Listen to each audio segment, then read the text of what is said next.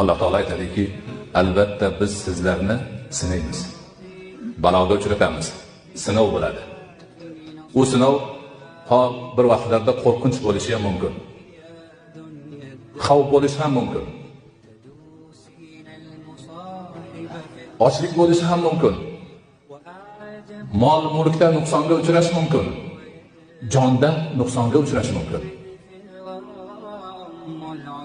Ana ularni demak hammasi mo'min musulmonni boshiga tushishi bor.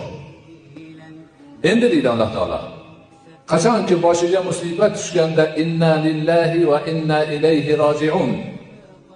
Biz Allohnikimiz, biz yana Allohga qaytamiz deb sabr qilgan bandalarga jannatning va'dasini ber.